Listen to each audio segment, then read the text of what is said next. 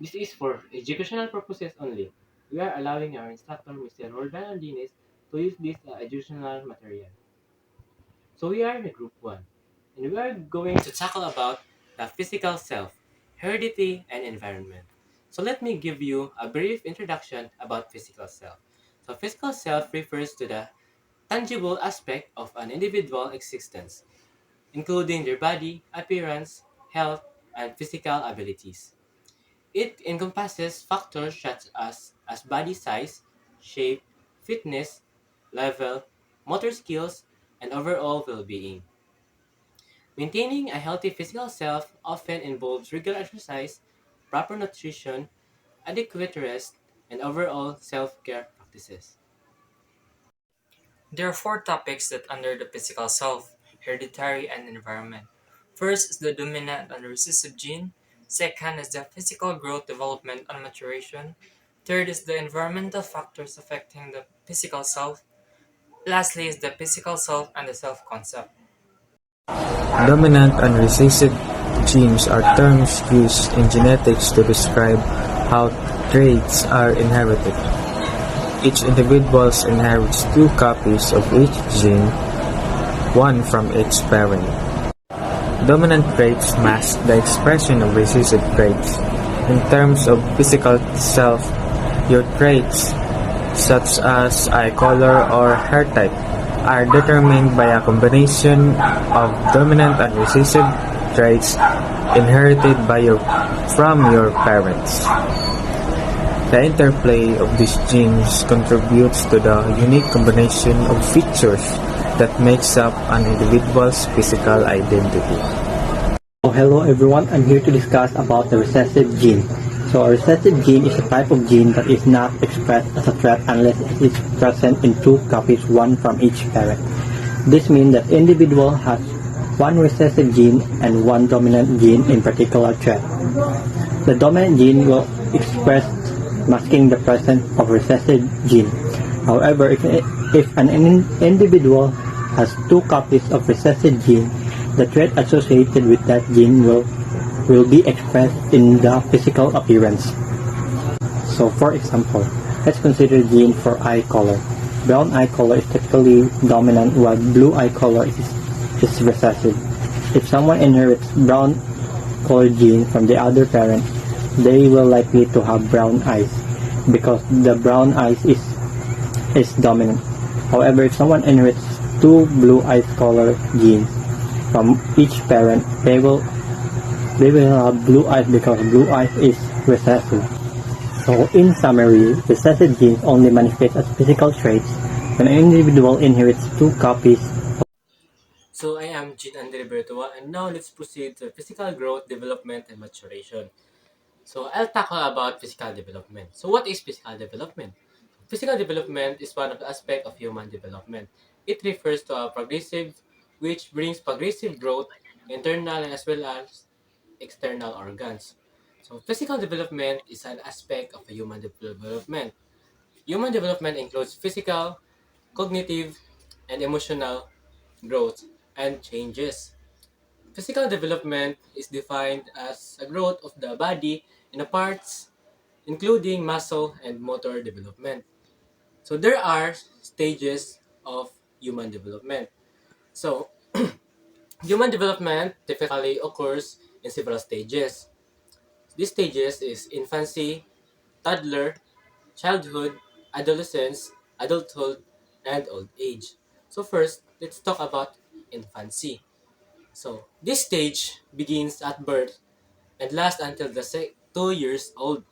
Infant experience rapid physical growth and development, including gaining weight, growth in length, and developing motor skills such as crawling, standing, and walking. So this is the common examples of the development of a baby or a child. So the second stage of the development of a human is toddler. This stage generally spans from age 2 to 6 years old. So children continues to grow rapidly, gaining coordination, strength, and fine motor skills. They also develop abilities such as running, jumping, climbing, and this is a common for childs like and free schools like they are running so much. And the next is the childhood. So in childhood, this stage covers age 6 to 11. Children become more physically active and engage in sports and other physical activities. They continue to refine their motor skills and develop strength, endurance, and agility. So the next is the most development occurs. So in physical development and adolescence. So adolescence typically starts around age 12 or to, to- age 12 to 18. This stage is marked by significant physical changes including puberty, which involves the development of secondary sexual characteristics such as breast development in girls and facial hair growth in boys. Adolescents also experience growth spurts, increased muscle mass, and change in body composition. So most of us is in this stage of development, adolescence. So next stage is adulthood. So adulthood begins around 18 or 20 and continues throughout life. Physical development involves maintaining health and fitness through the healthy lifestyle choices. As people age, they may experience declines in muscle mass, bone density, and physical functions, but regular physical activity can help mitigate their effects. So, lastly, is the old age. So, old age typically begins around the age 65 or older. Physical changes associated with aging may include decreased in muscle strength and flexibility, reduced mobility, and increased in risk of chronic diseases such as osteoporosis and arthritis.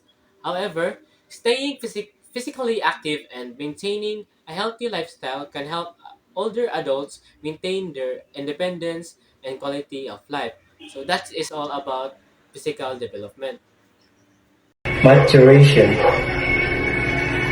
Maturation can be defined as the act of maturing. This is not only refers to the physical growth that an individual comes across as he ages, but also the ability to behave, act, and react in appropriate manner. In this sense, the concept of maturation goes beyond physical growth to embrace others aspects such as emotional and mental growth. Hi, I'm Cadet Saholga and I will be tackling about the environmental factors affecting the physical self. There are actually four factors that we have gathered. First, the family and home environment.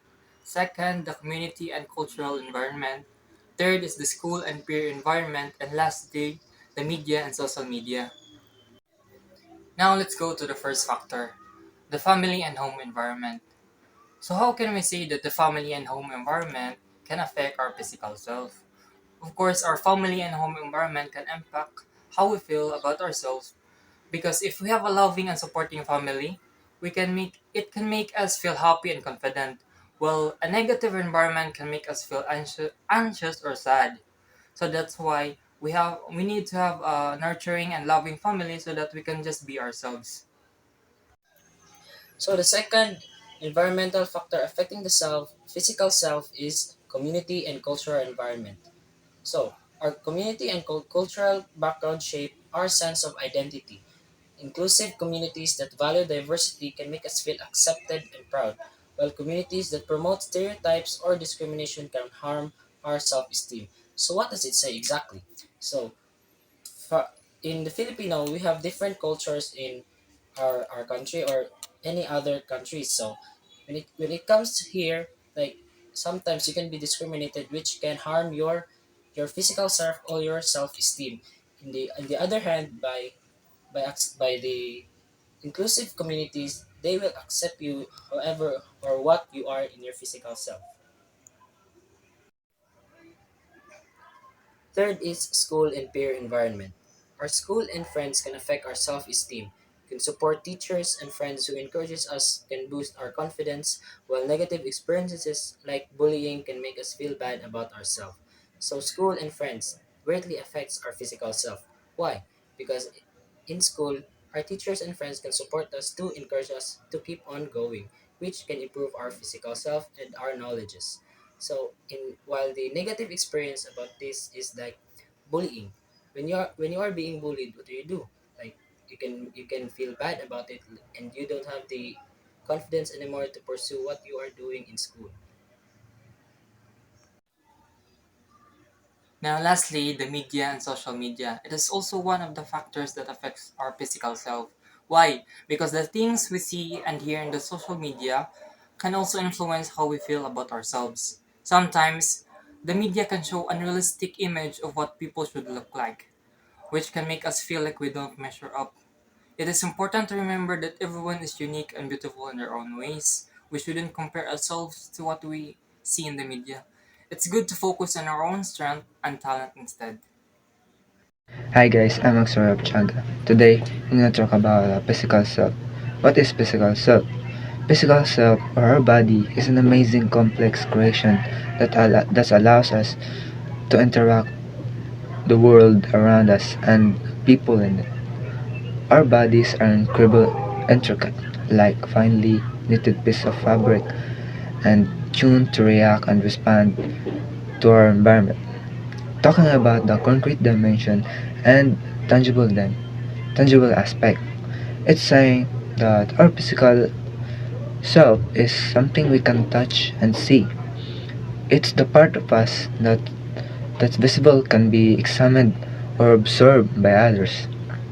In simple terms, it's saying that our bodies are incredible complex structures that lets us interact with the world and the other people. It's the part of us where our physical body is the window to one's personality. By merely looking of someone's physical features, like it gives us idea of his, her feelings, thoughts, and behaviors. Much of us, our resources has also have been devoted to beauty products and treatments in order to improve, to have a good impression of people of who we are. That's all guys for physical self. Thank you. Self concept is the idea of who we are physically, emotionally, socially, spiritually, and in terms of any other aspects that makes up who we are. We form and regulate our self concept as we grow, based on the knowledge that we have about ourselves. It is how we perceive our behaviors, abilities, and unique. How you view your personality traits, such as whether you are an extrovert or an introvert. So the last part is our conclusion. Environmental factors play a significant role in shaping an individual's sense of self, from familiar influences to societal norms and cultural values. These external forces contribute to one's identity formation, values, beliefs, and behaviors. Acknowledging and understanding these environmental influences is crucial for fostering personal growth and self awareness.